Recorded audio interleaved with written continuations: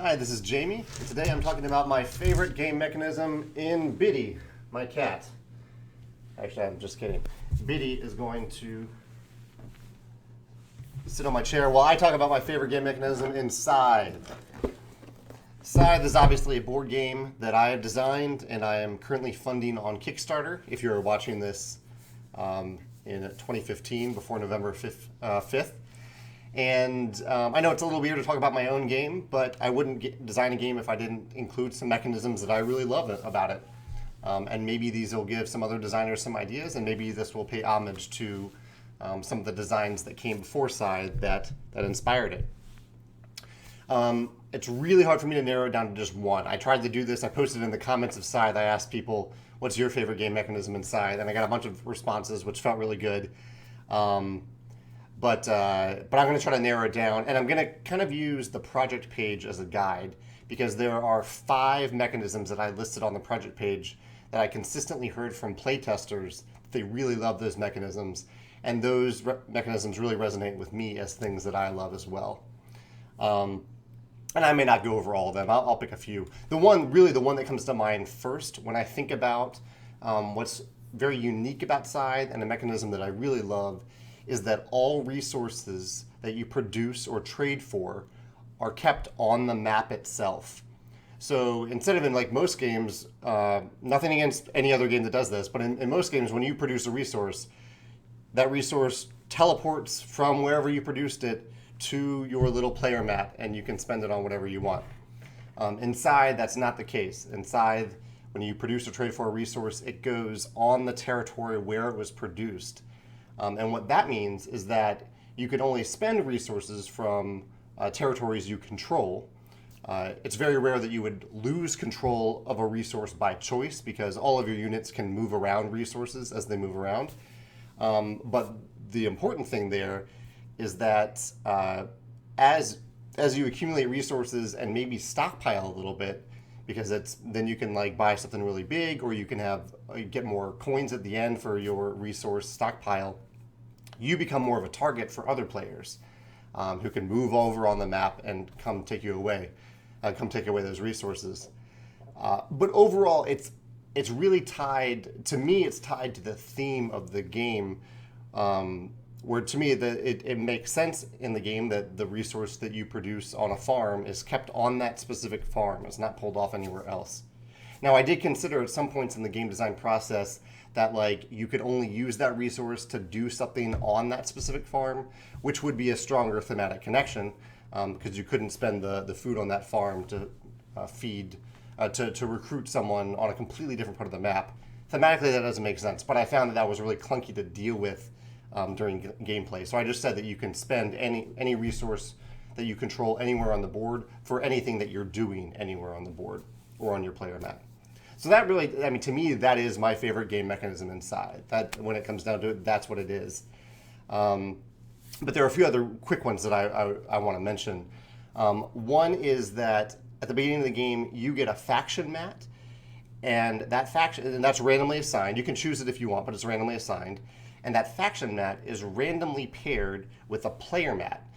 And they serve 2 completely different functions. And so what that means is that in an asymmetric game like Scythe, instead of just having like 5 player mats, say all those things were combined onto one mat, you could have 5 versions of the game that you would play. But instead, because I've added a combination of 2 different variables, there's a lot more combinations that you can come out of with the game that you can experience when you play the game. So you might play the same faction twice in a row, but the player mat that you have, the economy on that player mat is going to interact very differently than the previous player mat you used. The third thing kind of on those player mats is there's a pair, like on the player mats, there's these top row actions and bottom row actions. And you can always take, when you take your turn, you choose one of the sections on the player mat and you take the top row action. You almost always take the top row action. And then if you can take the bottom row action as well. And the reason I think this is clever, I guess, is because it gives players a short-term goal. The short-term goal being, okay, an optimal turn is where I get to use both of those actions instead of just one of them. And so it gives players a kind of an optimal thing to go after early in the game when they're kind of wondering, what do I do? It's really easy. Like, pick one of those sections and figure out a way so that you can do the top one and the bottom one on the same turn to optimize that turn. On that player mat, and this is throughout the game, something that I really wanted to keep in mind through the game design is I wanted to reward players constantly and in multiple ways. So whenever pretty much any action that you take, you gain 2 benefits that are somewhat related, maybe a lot related, maybe a little. And this is exemplified in the upgrade system. So if you take the upgrade action, you're going to pick up a technology cube from a part of the board that shows the benefits that you gain from something. And you're going to move that cube down to a section of the board to decrease the cost of something. And that's totally your choice. You can choose where you pick up the cube and where you put it back down. And so you're gaining a double bonus there. You're improving the benefit that you get whenever you take a certain action from then on, and you're decreasing the cost of a different action that you'll take from then on. So every upgrade, you feel good twice. You feel good, and you feel clever. I don't know. I really like that feeling of a double bonus whenever you take an action, and all the actions have that. The recruit action or the enlist action has it. The deploy action has it. The build action has it. The top row actions have it in a more subtle way, but really the bottom row actions have that quite a bit. And last, I would be remiss to not mention the encounter cards in the game, which are kind of my attempt at, I guess, almost a role play situation in the game. It's not completely role play or really even storytelling, but there are lots of games where you have encounters or events. And when you have those things, it's something random that is happening. It's either something random that happens to you and you have to just deal with it. It's something random that you can prepare for, or something bad is going to happen, or something good will happen. Or or you roll a die when you get those cards and something, and this, I'm not describing Scythe right now, I'm describing other games. And you look at that card and you roll a die, and whatever the die says determines what happens on the card. Those are all fun mechanisms. There's nothing wrong with them. They all have a place, and I've enjoyed games that have all that type of event or encounter card. But I really wanted in Scythe for there to be, when you're marching through the land of Scythe and you encounter a weird situation, or you meet like a local person who's doing something and maybe they need help, I wanted to give the player a choice. And I wanted that choice to both be thematic, in that it is possible to make these choices based on how you feel like as a real person. And I wanted to make those choices mechanically sound, so that if a player is wanting to make a choice that benefits in the game, which is usually how players will use these cards, they can make that choice. So when you get an encounter card, you read through 3 different options. One is really good, like you'll help the person with their broken cart. There's a neutral one where maybe you'll trade with the person and you'll get a mutual benefit.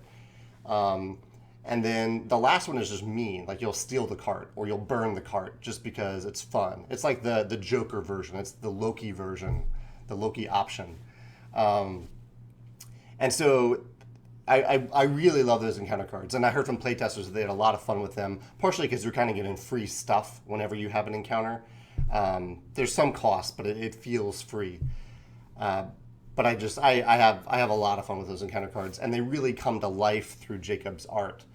They wouldn't work without the art. So like with the encounter cards, you're not reading flavor text. There's a little bit of thematic text, but you're not reading flavor text. There's not a label that says, you have encountered a woman with a cart. Instead, there's a picture of a woman with a cart, and that maybe there's a child running in the background, or there's a tree falling across the road or something like that. Like it's a full scenario that you stumbled upon that you get to deal with in the way that feels right to you. And I really love that.